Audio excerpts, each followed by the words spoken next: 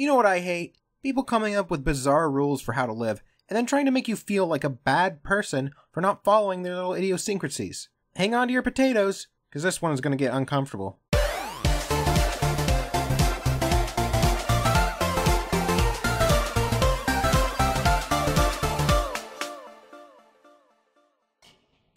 I am so sick of people talking about morality like it's some objective, inherent thing.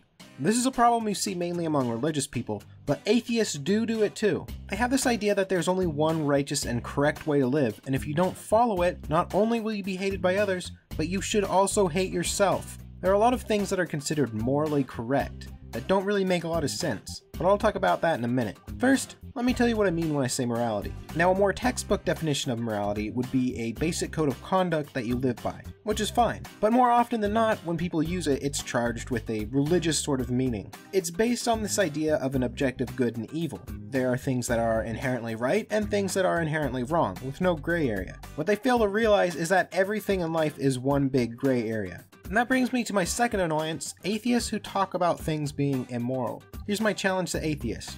Stop saying things are moral or immoral. Instead, use the word ethical. Now they basically mean the same thing, but morality is more of a religious word and ethical is more of a secular word. Ultimately, ethics and morals are just fancier ways of saying fair. I like things to be fair, or as fair as possible. And I don't trust anyone who says things like, well, life isn't fair, as a justification for them to do whatever fucked up thing they're trying to do. You see this a lot with laws. Laws will be passed that have nothing to do with morality, and instead are based on some kind of money issue or taxes or something like that. Then people start treating it like it's this immoral thing to break these stupid laws. It's not enough that you're breaking a law, you need to be brainwashed into thinking you're a bad person too. I'll give you an example. The army loves their little hats. I had about 5 of them, all different types, and different situations would call for you wearing different hats in different ways. But if you fucked up and wore the wrong hat, shame on you! It can't just be a friendly reminder that you're wearing the wrong hat, you need to be yelled at and told you're a bad child for not remembering which hat to wear. We had a general who decided the best thing to do with his time was to make arbitrary rules about hats. It felt like I was at the Mad Hatter's fucking tea party the entire time I was in the army. And then all this shit about smoking weed being such a bad thing. The funny part being that it's becoming legal in more and more areas in the US.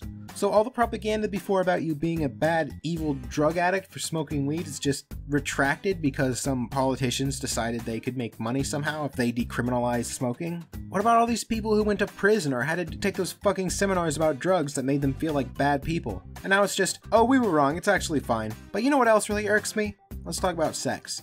Everyone wants to tell me the morally correct way to have sex.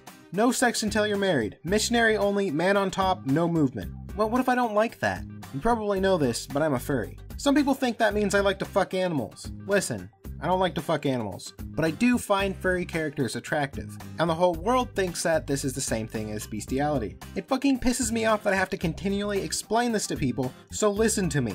Wanting to fuck a person who has some animal characteristics is not the same thing as wanting to fuck animals.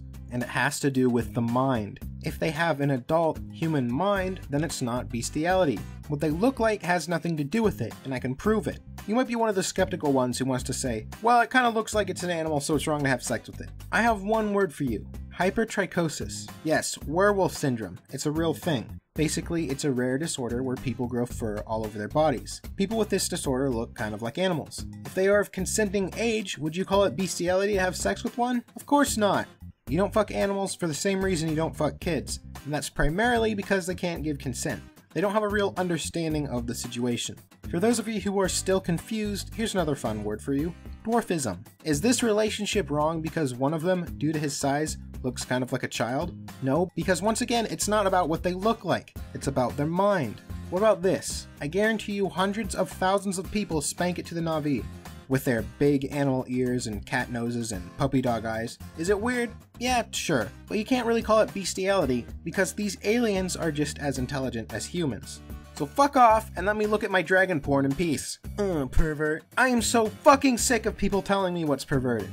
Now, the definition of perverted is basically using something in a way that it isn't intended to be used. These people fail to see just how perverse their own actions are, especially when it comes to sex. If you're someone who's concerned about what's perverted, then anal sex by definition is perverted. You know what else is perverted? Oral sex. That's not supposed to go in there. Liking tits is perverted. Those are to feed babies, not for you to fondle. In fact, sex for pleasure is perverted. That's for making babies, not for fun. Sure, you could use the argument, well, it feels good, so it's okay. I bet I can think of a few other things that feel good that you think are perverse. And religious couples are the worst with this. The ones that say that anal sex is such a bad thing, but at the same time they practice oral sex? What the fuck is the matter with you? The next time I hear a religious couple tell me how oral sex is alright, but anal sex is just so wrong and perverted, I'm gonna whip out my Bible and remind them, "And then Mary and Joseph did 69, and it was pleasing to the Lord, for it was totally hot. But their other practices he forbade. For it is written, Thou shalt not cometh in thy wife's bummeth." Oh, well then.